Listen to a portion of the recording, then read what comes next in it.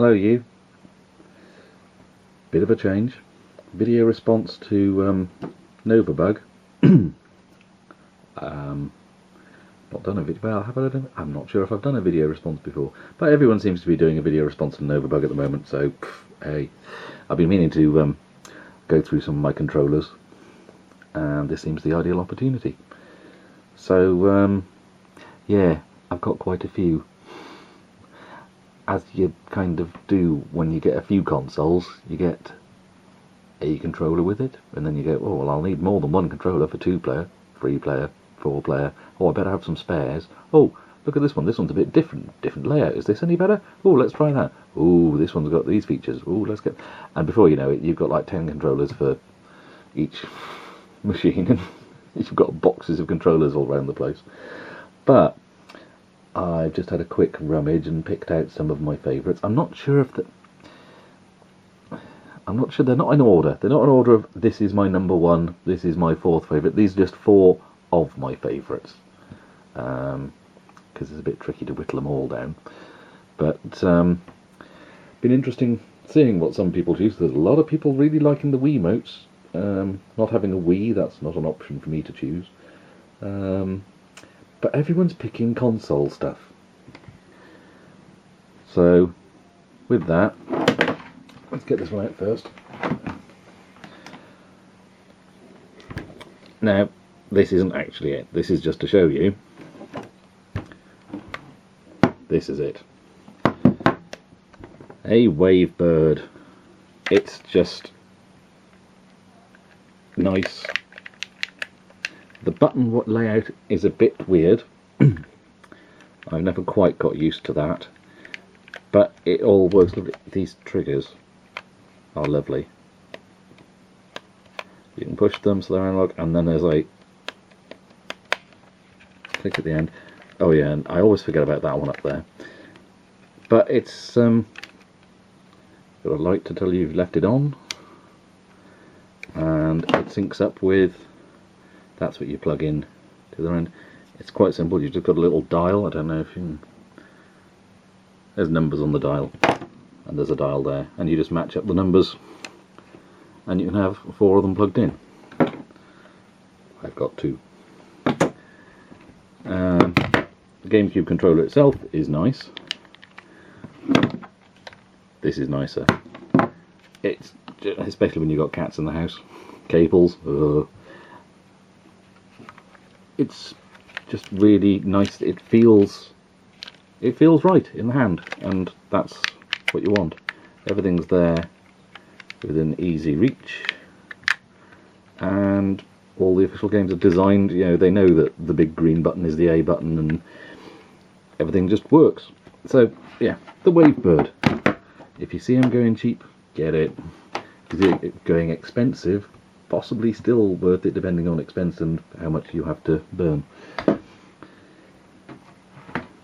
I was tempted to do the 360 pad because again it's nice and solidly built, and you don't normally get the chat pad with it, and it feels solid. I like the asymmetric sticks, but I know some people don't.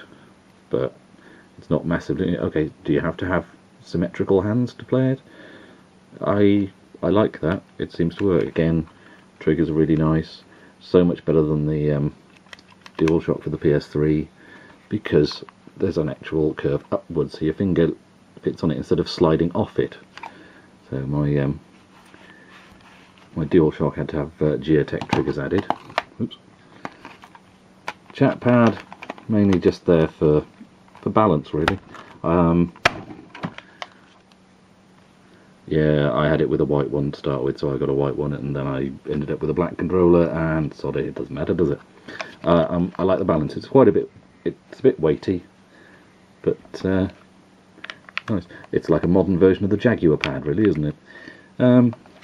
Yeah, but that's the 360 pad, which I'm not actually picking, because this means more to me.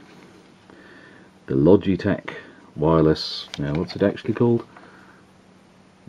Logitech cordless precision controller for the Xbox, for the first Xbox, and I'd say it's as good as the 360 pad. It feels lovely. It's a slight satiny sort of feel to that, which just feels nice in the hand. Again, nice triggers, nice buttons. It's got vibration, button layout's good, and it works. You get it, you plug it in to your Xbox, so you can put your memory cards. Who uses those? Yeah, you plug that into your Xbox, and it pretty much syncs up. I can't remember, is it the white button? I think it's the white button. Hold down the vibration button, the white button, and it syncs up, and it works lovely. It really does.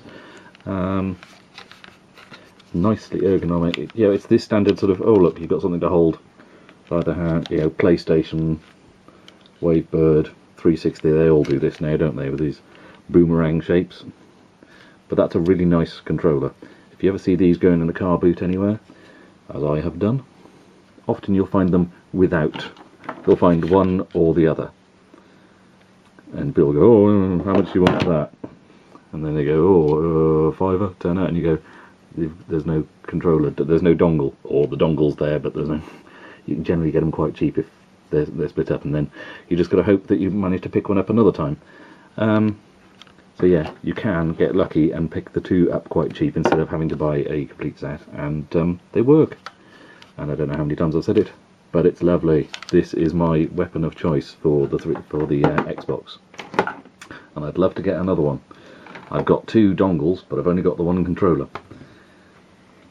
Right, that's enough console stuff, because I can't believe no one's done the zip stick.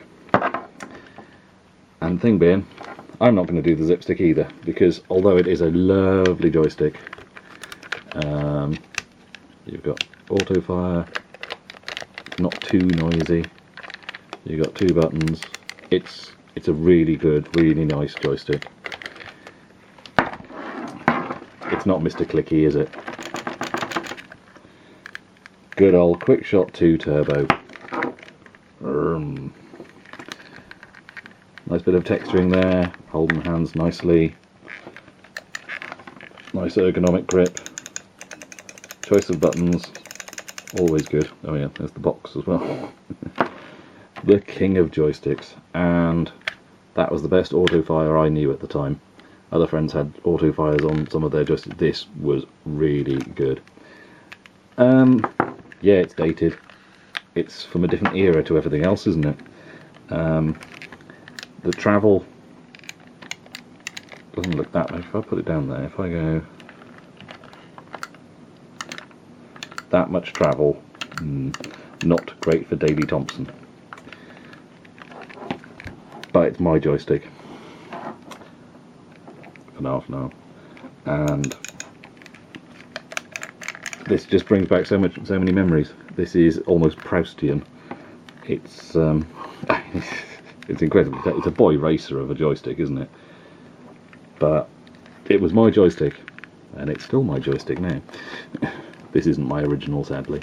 Oh, I've got a bit of dirt there. It does pick up dirt around the edges here and there, but it's fairly simple and easy to repair as well inside. But I'm not going to pop this open now. But you've heard this in the background of my videos often enough. It's a really, really nice joystick. Longer travel than the zip stick, and if you want a short travel joystick, I would recommend you get the Conix Speed King, or the Conix Navigator, which I need to find again. But yeah, for the Commodore 64 and Spectrum, #1 choice, unless I've got a specific need, like waggling. Also, you can stick it down to a desk and hope that it stays in place. The first one that I had, one of these was solid plastic and wasn't flexible and didn't stick down, so that was never an option, so I never really bothered with it. But yeah, you could stick it down to a desk and then... Yeah, oh, hang on, let's see, in case that's of interest. The QuickShot 2 Turbo, model number O... what is that? 8FFF? TTT? I'm not sure. UK design reg number 1033205. Oh, there we go. Yeah, the QuickShot 2 Turbo, micro-switched version of the QuickShot 2. QuickShot 2 was okay, a bit spongy. That is lovely, feels solid, feels really precise. Number 4. This is where things got tough, but then I suddenly realised, what's the best game controller? Keyboard, mouse, rather grubby, tatty old mouse now, but does the job quite nicely. This is a Razer Diamondback. So, other mice are available. You just need to get yourself a decent one. It doesn't have to be a corded one. I find the cord annoying, but hey, it's cheaper than using batteries all the time.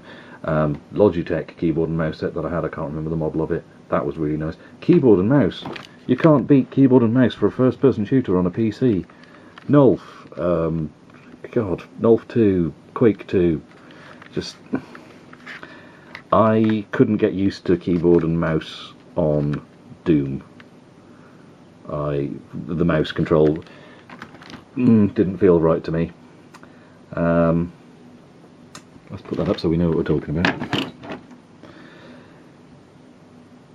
Just, and yeah, I completed Doom and Doom 2 using purely keyboard. And then, when Quake came out, I did the same again, using page up and page down in order to look up and look down. Absolute craziness. But I completed Quake without using mouse, and then I went round to a friend's house once and they had a LAN set up and they all used keyboard and mouse, and so I was forced to, right, okay, what's the controls you use? And hey presto, it was a revelation, and since then I've been keyboard and mouse, you know, the standard controls. And it, I mean, yeah, okay, move that way and aim that way and you got your triggers and all that, but even with an analog stick, nothing beats being able to go, oh, I need to look left, I'm behind, and you're just all over the place. It's just really, really, of course. Nice scroll wheel always helps. A little bit of a clicking to it, but nothing too much. I don't actually go a bundle on the Razer Diamondback myself. It's just a working one that I've got kicking around by my PC at the moment. Yeah. So, keyboard and mouse, you can't beat, I reckon, for a first-person shooter or several other games, and also for just generally controlling your PC. But hey, it's game controllers we're talking about. The other thing is game controllers, not joypads. That's why I thought we need some joysticks in this. So, keyboard and mouse, the QuickShot 2 Turbo, the Xbox controller by Logitech, and the GameCube Wavebird. Let's lift this up and yeah, so that's my choice. Obviously everyone else's choices are different, but yeah, I think I might have to go through some of my other controllers now and just pick out a few curiosities, although I've got some stuff up in the loft and I'm not going in there at the moment. Anyway, there we go. Hope you enjoyed. Catch you on the next one maybe. Ta-ta.